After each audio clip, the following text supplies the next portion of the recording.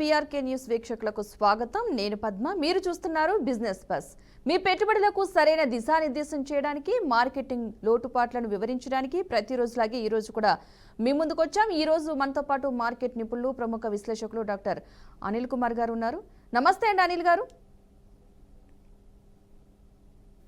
మీ voice unmute చేయరా?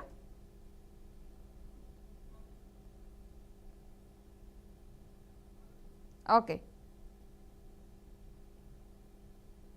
Okay okay Anil గారు, ఈరోజు మార్కెట్లో ఎలాంటి ముఖ్య పరిణామాలు చోటు చేసుకున్నాయి? అసలు ముఖ్యంగా నిఫ్టీ కావచ్చు, సెన్సెక్స్ ఎలా ట్రేడ్ అయ్యాయి?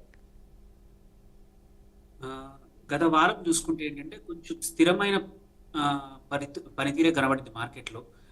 ఏంటంటే కొంచెం చివర్లో ఫ్యూ డేస్ ఒడిదుడుకులు జరిగినా కానీ మళ్ళీ శుక్రవారం సాయంత్రం మాత్రం మళ్ళీ మార్కెట్ కొంచెం పాజిటివ్గా ముగిసింది. నిఫ్టీ 50 చూసుకున్నా కానీ ఒక 0.5% లాభంతో ముగిసింది. 25,400 నుంచి 25,600 మధ్యలోనే లాస్ట్ వీక్ అంతా కన్సాలిడేట్ అయింది. ఇది ఏంటంటే జూన్లో లాభాలు ఏవైతే ముగిసిందో ఇప్పటికైతే అంటే లాభాలతో ఉందో నిలబెట్టడానికి ప్రయత్నించింది అనమాట. అట్లాగే సెన్సెక్స్ కూడా 0.4% పెరిగి చివరికి 83,500 నుంచి 84,000 మధ్యలో ట్రేడ్ అయింది. అట్లాగే చూసుకుంటే బ్రాడర్ మనం ఏమంటారు మార్కెట్స్ ఇండెక్స్ చూసుకుంటే మిడ్ క్యాప్ కానీ స్మాల్ క్యాప్ కూడా కొంచెం లార్జ్ క్యాప్ కన్నా కూడా కొంచెం మెరుగ్గా కొంచెం మంచిగా రాణించాయి అనమాట. మిడ్ క్యాప్ వచ్చేసి ఒక 100 పాయింట్లతో 1.2% పైగా లాభపడింది మిడ్ క్యాప్ 100. అట్లాగే నిఫ్టీ స్మాల్ క్యాప్ 100 కూడా ఒక 1.5% పెరిగింది. సో ఏంటంటే కొనుగోలు ఆసక్తి ఇంకా ఉంది, రిస్క్ అపెటైట్ కూడా ఇన్వెస్టర్స్ ఇంకా రిస్క్ తీసుకోవడానికి రెడీగా ఉన్నారని మాత్రం సూచిస్తుంది ఈ లాస్ట్ వీక్ యొక్క నిఫ్టీని చూస్తే, నిఫ్టీ కానీ సెన్సెక్స్ చూస్తే. ఓకే, మంచి విశ్లేషణ ఇచ్చారు. అసలు సెక్టోరల్ పరంగా చూస్తే ఏ సెక్టార్లు పెట్టుబడిదారులను ఆకర్షించే, మరి ఏ స్టాక్లు ముఖ్యంగా రాణించాయి అనుకోవచ్చు అంటారు? సో మనం లాస్ట్ వీక్లో సెక్టర్ల విషయానికి వస్తే కొన్ని రంగాలు నిజంగానే బాగా పర్ఫామ్ చేశాయన్నమాట.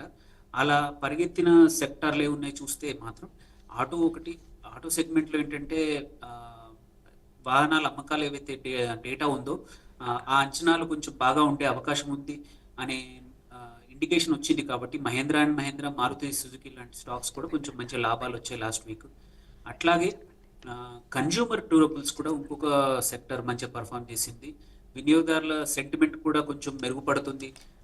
అట్లాగే కొన్ని కంపెనీస్ ఏవైతే అనౌన్స్ చేశాయో లాభాల్లో నిలిచాయి. అందుకే టైటాన్ లాంటి కంపెనీస్ కొంచెం మంచిగా పర్ఫామ్ చేశాయి ఈ కన్జ్యూమర్ డ్యూరబుల్స్లో. అట్లాగే ఇంకొకటి వచ్చేసి ఫార్మా హెల్త్ కేర్ కూడా కొంచెం మనము మంచి రిజల్ట్స్ చూసాం లాస్ట్ వీక్. ఎందుకంటే ఇంటర్నేషనల్ డిమాండ్ ఒకటి, ఇంకొకటి న్యూ డ్రగ్స్ ఏవైతే అప్రూవల్స్ ఉన్నాయో FDA నుంచి కొన్ని కంపెనీస్కి అప్రూవల్స్ రావడం, ఆ నేపథ్యంలో కూడా కొంచెం మంచిగా పర్ఫామ్ చేశాయి. ఎస్పెషల్లీ ఇక్కడ doctor Reddy's labs, Apollo hospitals కూడా బాగా పర్ఫామ్ చేశాయి లాస్ట్ వీక్. ఇంకోటి అపోలో హాస్పిటల్ తన రీటైల్ డివిజన్ని సపరేట్గా కంపెనీ అంటే ఇంకొక లిస్ట్ చేసే అవకాశం ఉందన్నప్పుడు ఈ వాల్యూ అన్లాక్ కూడా అందుకే అదొక రీజన్ అనమాట. అట్లాగే PSU బ్యాంక్స్ బాగా పర్ఫామ్ చేశాయి. ఎందుకంటే RBI పుష్ చేసింది కొంచెం మీరు ఇంకా ఎక్కువగా అప్పులు ఇవ్వాలి అని. అన్లాక్ చేసిన వాళ్ళు ఏదైతే లాస్ట్ 2 వీక్స్ బ్యాక్ అడిషనల్గా లిక్విడిటీ ఇచ్చారో దాన్ని మీరు ఉపయోగించుకొని అప్పులు ఇవ్వండి, పెంచండి అని PSU బ్యాంక్స్కి చేశాయి. అండ్ అవి ఆల్రెడీ బాగా పర్ఫామ్ చేసే కొంచెం చివర్లో మాత్రం ఫ్రైడే మాత్రం కొంచెం PSU బ్యాంక్స్లో లాభాల స్వీకరణ జరిగింది. ఇవి కాకుండా కొంచెం అండర్ పర్ఫామ్ చేసిన సెక్టార్లో ఒత్తిడికి గురైన చూసుకుంటే ఒకటి మెటల్స్ అండ్ మైనింగ్స్. కొంచెం ఏంటంటే కమోడిటీ ధరలు యుద్ధం ఏదైతే విరమణ జరిగిందో దాని తర్వాత కొంచెం ఒడిదుడుకులు కారణంగా ఈ సెక్టర్ కొంచెం ఒత్తిడి ఎదుర్కొంది. ఫ్రైడే ఎస్పెషల్లీ టాటా స్టీల్ కానీ ఇండాల్కో కానీ కొంచెం స్వల్పంగా నష్టపోయాయి. అట్లాగే IT సెక్టర్ కూడా ఇంకా క్లియర్ డైరెక్షన్ కనబడతలేదు. మనం చూసుకుంటే వడ్డీ రేట్ల అంచనాలు కానీ మళ్ళీ ఎకనామిక్ అక్కడ ఎలా అవుతాయో తెలియక US లో కొంచెం సెక్టర్ నెమ్మదిగానే ఉంది. FMCG మాత్రం కొంచెం మిశ్రమంగా ఉంది.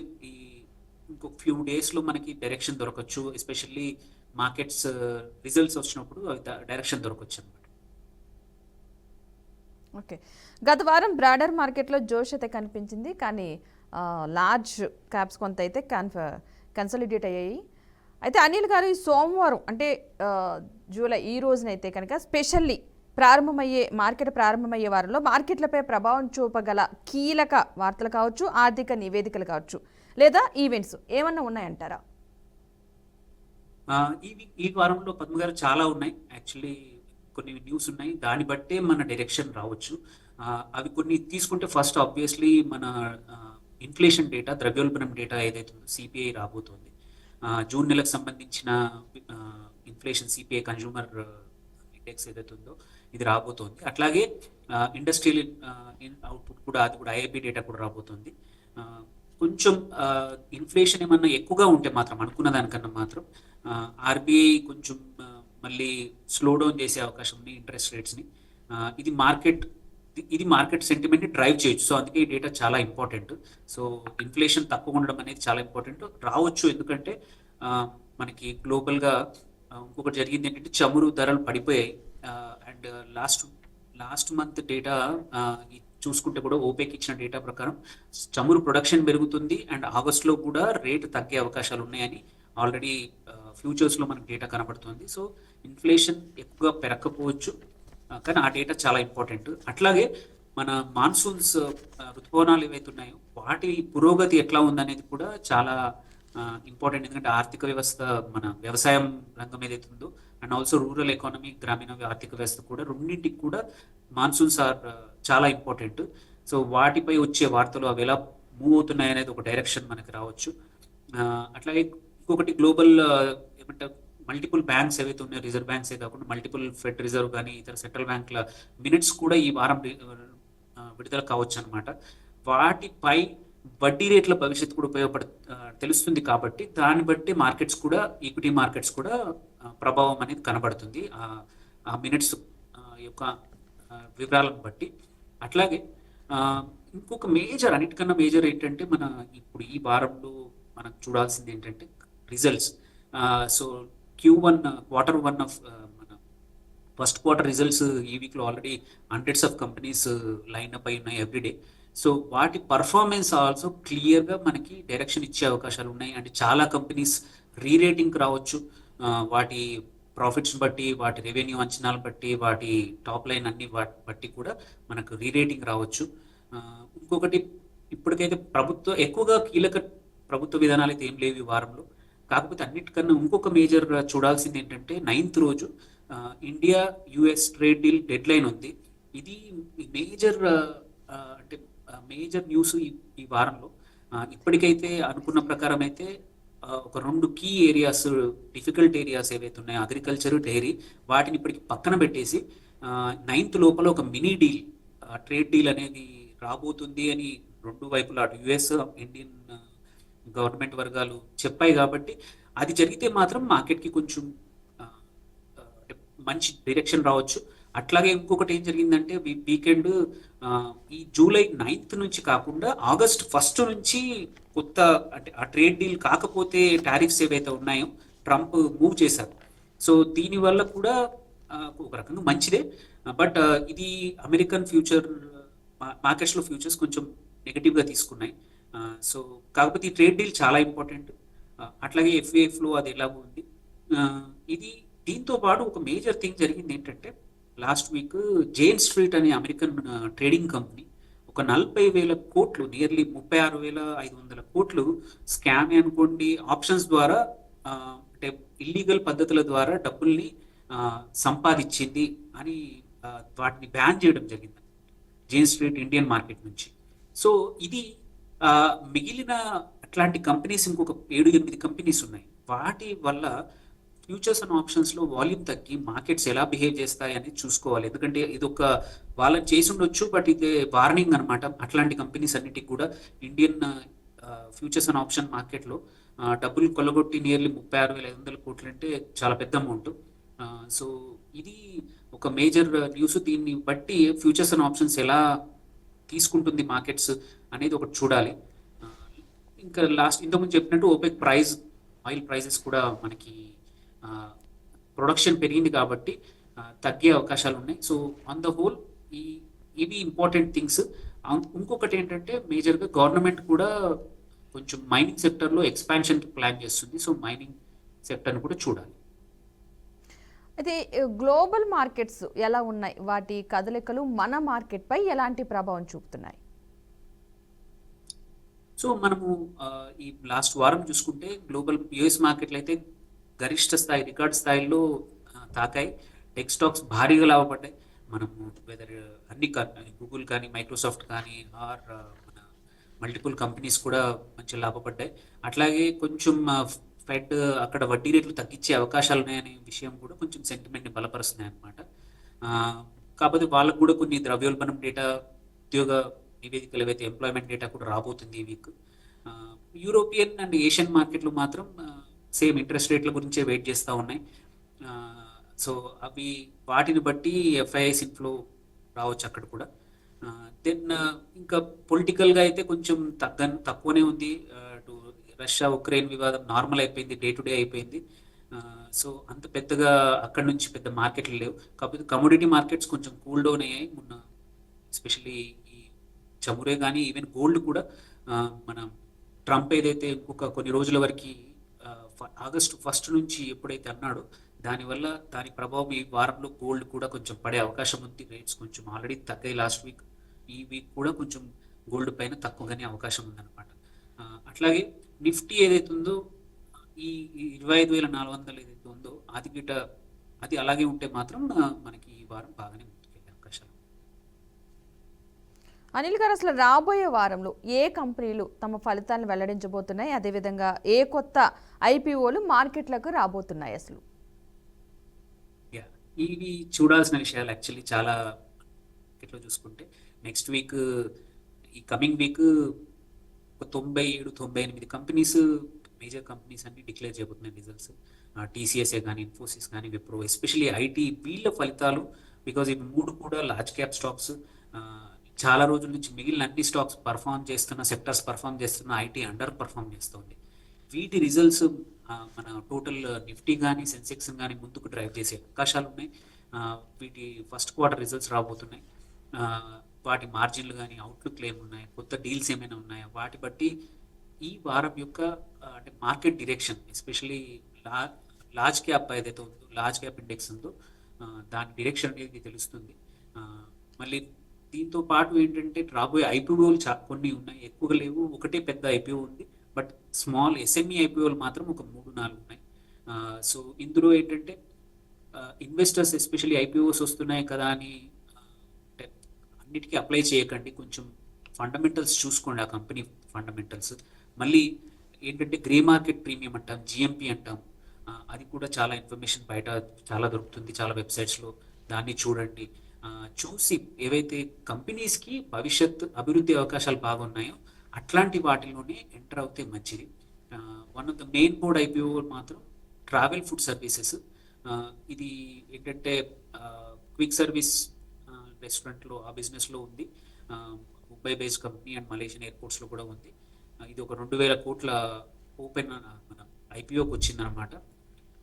సో ఇది కొంచెం పాజిటివ్గానే ఉంది. దీన్ని అంటే ఒక ఇంట్రెస్ట్ ఉంటే మాత్రం దీన్ని కొంచెం చేయొచ్చు. స్ట్రాంగ్ ఫైనాన్షియల్స్ ఉన్నాయి, నంబర్స్, జిఎంపి కూడా బెటర్గా ఉంది. ఇది కొంచెం పాజిటివ్ టు ఎంటర్. అట్లాగే ఒక 4 ఎస్ఎంఈ ఐపీఓలు 4 వచ్చాయి వీటిలోకి ఈ వారంలో. అవి కేమ్కార్ట్ ఇండియా అని, ఇది ఒక 80 కోట్ల ఐపీఓ సబ్స్క్రిప్షన్ కోసం వచ్చింది. ఇది అంటే కొంచెం జాగ్రత్తగా ఎంటర్ అవ్వాలి. ఆన్ పార్ మనం కొంచెం ఫైనాన్షియల్ చూసుకొని ఎంటర్ అవ్వండి, అంత పాజిటివ్గా అయితే లేదు. అట్లాగే క్లెయిన్ ఇండస్ట్రీస్, ఇది కూడా 63 కోట్ల ఐపీఓకి వచ్చింది. ఇది కొంచెం మంచి ఫండమెంటల్స్ కొంచెం బెటర్గా ఉన్నాయి, ఎంటర్ అయ్యే అవకాశాలు అంటే కొంచెం చూసుకొని ఎంటర్ అవ్వచ్చు. ఇది కూడా అప్లై చేయొచ్చు దీనికి కూడా ఐపీఓకి. అట్లాగే స్మార్ట్ అండ్ పవర్ సిస్టమ్స్, ఇది ఒక 50 కోట్ల ఐపీఓకి వచ్చింది. కొంచెం అనలైజ్ చేయండి, అంత పాజిటివ్గా అయితే లేదు. లాస్ట్ వచ్చేసి 4th వన్ ఆస్టన్ ఫార్మాస్యూటికల్స్ కూడా ఈ వీక్ ఐపీఓకి వస్తుంది. దీన్ని ఒక 28 కోట్లు, చిన్న కంపెనీ, స్మాల్ కంపెనీ, స్మాల్ కూడా కాదు, మిడ్ క్యాప్, మన మైక్రో క్యాప్ కంపెనీ ఇది. బట్ ఫైనాన్షియల్స్ బాగా ఉన్నాయి, డేటా బాగా ఉంది. చూసుకొని కొంచెం అనలైజ్ చేసుకొని ఎంటర్ అవ్వచ్చు అనమాట. సో ఇవి ఈ వారం వస్తున్న ఐపీఓలు, స్టార్ట్ అవుతున్న ఐపీఓలు. ఓకే, ఒక పెట్టుబడి సలహాదారుగా ఇటీవల పెరుగుతున్న ఆన్లైన్ మోసాలు, హై రిటర్న్స్ గ్యారంటీ స్కాములపై మీరు పెట్టుబడిదారులకు ఎలాంటి సూచనలు జాగ్రత్తలు చెప్పబోతున్నారు? ఆ, ఇది చాలా ముఖ్యమైన విషయం. యాక్చువల్లీ ఏంటంటే మనం చూస్తున్నాం ఏంటంటే మోసాలు రోజు రోజుకి ఆ, పెరుగుతూ ఉన్నాయి. సో టెక్నాలజీ ఎలా అవైలబుల్ ఉందో వెదర్ టెలిగ్రామ్ ద్వారా కానీ వాట్సాప్ ద్వారా కానీ కూడా చాలా రకాల మోసాలు చాలా రకాల స్కీమ్లు జరుగుతూ ఉన్నాయి. ఎస్పెషల్లీ ఐపీఓ టైంలో ఏంటంటే మేము స్పెషల్గా అనౌన్స్ చేస్తామని మీకు అలాట్ చేయిస్తాము. ఎందుకంటే కొన్ని కేసుల్లో ఐపీఓ ఎక్కువగా ఇన్వెస్టర్స్ అప్లై చేసే అవకాశాలు ఉన్నాయి. అలాంటప్పుడు ఏంటంటే లాటరీ ద్వారా మనకి షేర్లు స్టాక్స్ అలాట్ చేస్తారు, లాట్ అలాట్ చేస్తారు. ఈ దాన్ని అవ- ఈ అంటే ఈ రీజన్ని అవకాశంగా వాడుకొని చాలా మంది మోసగాళ్ళు ఏంటంటే మీకు మేము కంపల్సరీ అలాట్మెంట్ చేయిస్తామని చెప్పేసి ఆఫ్లైన్ మెథడ్లో అని చెప్పి డబ్బులు తీసేసుకుంటున్నారు, మోసపోతా ఉన్నారు ఇన్వెస్టర్స్. ఎందుకంటే ఐపీఓ అయితే నిజమే, సో అండ్ ఐపీఓకి ఓవర్ సబ్స్క్రిప్షన్ నిజమే. అలాంటప్పుడు ఇది నిజమే అయి ఉండొచ్చు, మాకు నిజంగానే అలాట్ అవుతాయని చెప్పేసి డబ్బులు పొడగొట్టుకుంటున్న వాళ్ళు చాలా మంది ఉన్నారు. అది కొంచెం ఈ నెక్స్ట్ ఈ 1 or 2 months, ఎందుకంటే మార్కెట్స్ కొంచెం నియర్ హై దగ్గర ఉన్నాయి, లైఫ్ టైం హై దగ్గర ఉన్నాయి కాబట్టి చాలా కంపెనీస్ నెక్స్ట్ 1 or 2 monthsలో ఐపీఓకి రాబోతున్నాయి. ఐపీఓకి ఒక స్ట్రైట్ ప్రాసెస్ ఉంది. ఆ ప్రాసెస్ ఏంటంటే మీ డీమ్యాట్ ఆర్ మీ బ్రోకర్ ఎవరైతే ఉన్నారో వాళ్ళ దగ్గర అప్లై చేసేసుకొని మీకు ఇప్పుడు యూపీఐ ద్వారా మన అకౌంట్లో డబ్బులు బ్లాక్ అవుతాయి తప్ప మనం ఎవరికి డబ్బులు పంపించాల్సిన అవసరం లేదు.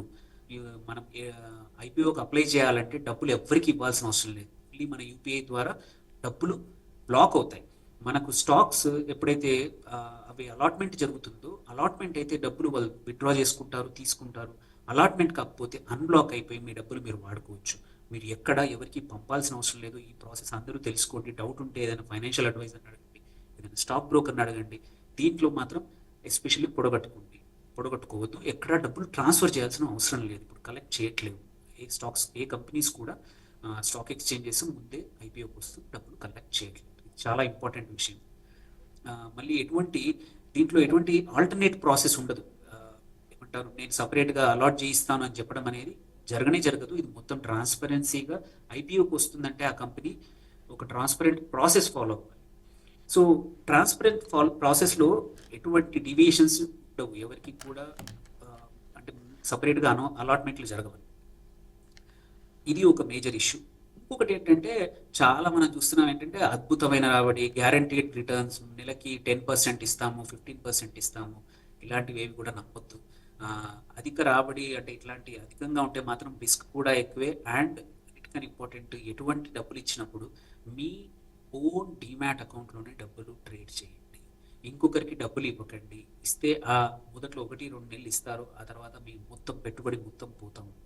సో ఇది చాలా ఇంపార్టెంట్. ఎవరైనా ట్రేడ్ చేస్తానన్నా మీరు అసలు యూజువల్లీ వేరే వాళ్ళు మన డీమ్యాట్ అకౌంట్లో ట్రేడ్ చేయకూడదు. అంటిల్ అన్లెస్ అది ఒక పిఎంఎస్ లాంటి అప్రూవ్డ్ ఫండ్ మేనేజర్ ఉంటే తప్ప, అక్కడ కూడా వాళ్ళు టూల్స్ వాడుకొని ట్రేడ్ చేస్తారు తప్ప మీ దగ్గర ప్రతిసారి ఓటీపీ లాగిన్ తీసుకొని చేయకూడదు.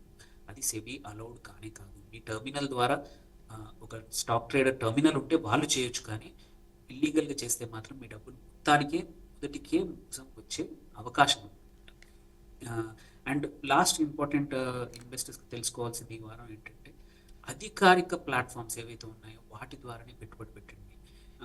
ఎవరైతే చాలామంది ఏంటంటే మా దగ్గర ఇవన్నీ బాగా ఇస్తాము, రిటర్న్స్ బాగా జనరేట్ చేస్తాము, మా ప్లాట్ఫామ్ ఉందని ఏదో అంటే యాప్స్ కూడా ఎట్లాంటివి పంపిస్తారంటే ఏపీకే ఫైల్ అలాంటివి పంపిస్తారు. అఫీషియల్గా మన మొబైల్ యాప్ మార్కెట్లు ఏవైతే ఉంటాయో, వెదర్ ఐఫోన్లో కానివ్వండి, ఆండ్రాయిడ్లో కానీ, అట్లాంటి యాప్లో నిజంగా మంచి కంపెనీలు ఒరిజినల్ యాప్లు అంటేనే తప్ప డౌన్లోడ్ చేసుకోండి. కానీ పేరు లేని యాప్ల్లో అట్లాంటి ప్లాట్ఫామ్ల్లో డబ్బులు ట్రాన్స్ఫర్ చేయకండి. కొంచెం పరిశోధన చేయండి, కొంచెం డ్యూ డిలిజెన్స్ చేయండి, ధృవీకరణ చేయండి. సెబీ రిజిస్టర్డ్, మీకు డౌట్ ఉంటే సెబీ వెబ్సైట్ ఉంది, వాటిలో రిజిస్టర్డ్ అడ్వైజర్స్ ఉంటారు, అండ్ ఆల్సో బ్రోకర్స్ది ఉంటుంది లిస్ట్. సో వాటిని చూసుకొని అక్కడ మాత్రమే ట్రేడింగ్ చేయండి తప్ప, లేకపోతే మోసపోయే అవకాశాలు ఎక్కువ ఉన్నాయి. మోసపోతే సైబర్ క్రైమ్ పోలీసులు ఉన్నారు, వాళ్ళకి కంప్లైంట్ చేయొచ్చు. మీ బ్యాంకు కూడా కంప్లైంట్ చేసి సెబీ లాంటి రెగ్యులేటరీ బాడీస్ కూడా కంప్లైంట్ చేయొచ్చు. ఓకే అనిల్ గారు, గత వారం కమోడిటీ మార్కెట్లు అంటే బంగారం, వెండి, క్రూడ్ ఆయిల్ ఎలా ఉన్నాయి చెప్పండి. అలాగే రాబోయే వారంలో పెట్టుబడిదారులు దేనిపై దృష్టి పెడితే మంచిది? సో ఈ వారం మాత్రం లాస్ట్ వీక్ మాత్రం కొంచెం బంగారం వెండి కొంచెమే పెరిగాయి అంతర్జాతీయ మార్కెట్లో.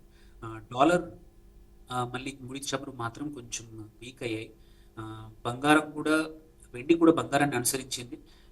నెక్స్ట్ వీక్ కొంచెం ఈ ఇన్ఫ్లేషన్ డేటా వడ్డీ రేట్ల బట్టి కూడా బంగారం ఎటువైపు మూవ్ అవుతుందో తెలుస్తుంది. బట్ ఆన్ ద హోల్ కొంచెం నెక్స్ట్ ఫ్యూ వీక్స్ మాత్రం బంగారం ధర ఇదే రేంజ్లో ఉండొచ్చు, ఎక్కువగా పెరగకపోవచ్చు, కొంచెం తగ్గే అవకాశాలు ఉన్నాయి కానీ పెరగకపోయే అవకాశాలు ఉన్నాయి.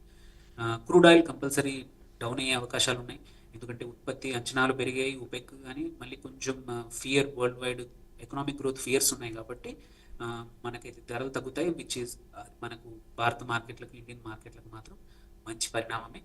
అట్లాగే మిగిలిన కమోడిటీస్ ఏవైతే ఉన్నాయో కొంచెం మిక్స్డ్ సిగ్నల్స్ ఉన్నాయి, వెదర్ కాపర్ అయి ఉండొచ్చు, అల్యూమినియం అయి ఉండొచ్చు. చైనా యొక్క డిమాండ్ డేటా మళ్ళీ గ్లోబల్ సప్లై పరిస్థితులపై వాటికి ప్రభావం చూపే అవకాశాలు ఉన్నాయి. సో ఇవి కమోడిటీ అంటే అంచనాలు. ఓకే, ప్రస్తుతం మార్కెట్లో పరిస్థితిని దృష్టిలో ఉంచుకుని పెట్టుబడిదారులు అంటే బ్యాంకింగ్ రంగానికి సంబంధించి ఎలాంటి జాగ్రత్తలు, అంటే వడ్డీ రేట్లు ఒకవేళ పెరిగితే కనుక ఎలాంటి రంగాలపై పెట్టుబడులు పెట్టాలి, అసలు ఎలాంటి జాగ్రత్తలు తీసుకోవాలంటారు? సో కొన్ని ఫ్యూ జనరల్గా చెప్తాను, దాని తర్వాత కొన్ని స్టాక్ స్పెసిఫిక్ వస్తాను. ఒకటి, కంపల్సరీ మీ గోల్స్ ఏంటో ఇన్వెస్ట్ చేసేప్పుడు మార్కెట్లో మీ గోల్స్ ఏంటో డిఫైన్ చేసుకోండి. ఎందుకు ఇన్వెస్ట్ చేస్తున్నాం, వెదర్ షార్ట్ టర్మా లాంగ్ టర్మా, పిల్లల చదువుల కోసమా, మన కోసమా, ఆర్ రిటైర్మెంట్ కోసమా, ఇట్లాంటి మీ గోల్ అనేది డెఫినేషన్ క్లియర్గా ఉండాలి. అండ్ దాంతోపాటు మీ రిస్క్ టాలరెన్స్ ఎంతవరకు ఉంది, మీ ఏజ్ బట్టి, మీ ఇన్కమ్ బట్టి, మీ ఇతర ఆస్తులను బట్టి, మీ యొక్క ఆలోచన సరళిని బట్టి మన రిస్క్ టాలరెన్స్ ఎలా ఉందనేది తెలుసుకోవాలి. కావాలంటే దాని అడ్వైజర్ని అడగండి, రిస్క్ ప్రొఫైల్ టెస్ట్ ఉంటుంది. అది చేసుకోవడం వల్ల ఏంటంటే మనకు ఎలాంటి స్టాక్స్, ఎలాంటి సెక్టర్స్లో మనకు బాగా ఉంటుందనేది ఇన్వెస్ట్ చేస్తే మనం తట్టుకోగలుగుతాం అనేది మనకు ఒక ఐడియా వస్తుంది అనమాట దీనివల్ల. దాంతోపాటు డైవర్సిఫికేషన్ చాలా ఇంపార్టెంట్. నేను ఈ మధ్యలో చూస్తున్నాను, కొద్దిమంది ఇన్వెస్టర్స్ ఓన్లీ 1-2 స్టాక్స్లో ఉన్న డబ్బులంతా పెట్టేసి ఆ స్టాక్ డౌన్ అయిపోతే ఫర్ ఎవర్ అందులో స్టక్ అయిపోతున్నారు. అలా కాకుండా ఆల్సో కొద్దిమంది ఏంటంటే ఒకటే సెక్టర్లో ఉన్నారు. రీసెంట్గా కొద్దిమంది ఓన్లీ ఐటీలోనే కాన్సన్ట్రేట్ చేశారు, ఇన్వెస్ట్ చేశారు, బట్ లాస్ట్ 6 to 8 months అది పర్ఫామ్ చేయలేదు, వాళ్ళ డబ్బులంతా ఇన్వెస్ట్మెంట్ అంతా డౌన్ ఉంది. అలా కాకుండా sector diversification, also stock diversification చాలా ఇంపార్టెంట్. దీంతో పాటు యాసెట్ డైవర్సిఫికేషన్ కూడా ఇంపార్టెంట్. లైక్ లాస్ట్ 1.5-2 yearsలో గోల్డ్ చాలా బాగా పర్ఫామ్ చేసింది, సిల్వర్ బాగా పర్ఫామ్ చేసింది. అందుకే ఒక 10-15% ఇట్లాంటి అదర్ యాసెట్స్ కూడా డైవర్సిఫై చేయండి. దీనివల్ల ఏంటంటే 1-2 యాసెట్స్లో కానీ ఒక సెక్టార్లో పర్ఫామ్ చేయకపోయినా మిగిలినవి మనని పుల్ చేసే అవకాశాలు ఉన్నాయి. మనం మొత్తం నష్టాల్లో కాకుండా లాభాల్లో కానీ ఆర్ వేర్ ప్రాఫిట్ లేకున్నా కానీ సేమ్ లెవెల్లో ఉంచే అవకాశాలు ఉన్నాయి. దీంతోపాటు డిసిప్లిన్గా ఇన్వెస్ట్ చేస్తూ పోండి.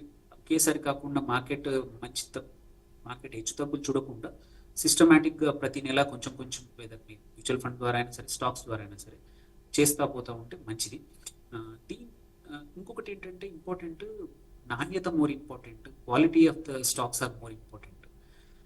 అట్లాంటి బలమైన ఫండమెంటల్స్ కానీ, మంచి మేనేజ్మెంట్ కానీ, బలమైన బ్యాలెన్స్ షీట్ ఉండి అట్లాంటి కంపెనీస్లో పెట్టుబడి పెట్టండి. కొన్ని రోజులు పర్ఫామ్ చేయకపోయినా అవి యూజువల్లీ లాంగ్ టర్మ్లో మీకు ఎప్పుడు కాపాడతాయి. ఎందుకంటే ఫండమెంటల్ స్ట్రాంగ్ ఉంటే కొంచెం మార్కెట్ ఒక్కోసారి రికగ్నైజ్ చేయదు, but after some time compulsory they will come back. Last వచ్చేసి వార్తలను విశ్లేషించండి, బట్ వెంటపడకండి. ఏదో కంపెనీ ఏదో కొత్త ఆర్డర్ వచ్చింది, ఇది వచ్చింది, అది వచ్చింది అని సడన్గా మొత్తం అందులో చేజ్ చేయకండి. Don't chase the news, but rather కొంచెం అనలైజ్ చేయండి. ఆ న్యూస్ వల్ల ఇమ్మీడియట్గా గెయిన్ అవుతుందా కంపెనీకి, కొన్ని క్వార్టర్స్ పట్టొచ్చా, నిజంగానే ఆర్డర్ క్లోజ్ చేయగలుగుతారు, ఆ కంపెనీకి కేపబిలిటీ ఉందా, అవన్నీ చూడండి. జస్ట్ బికాస్ ఒక కంపెనీకి ఏదో మంచి జరిగిందని సడన్గా కొనడం, దానివల్ల పెరక్క ఉండడం, చాలాసార్లు స్టక్ అయ్యే అవకాశాలు ఉంటాయి అన్నమాట. సో ఇవి కొన్ని అంటే ఇన్వెస్టర్స్ గమనించాల్సిన విషయాలు.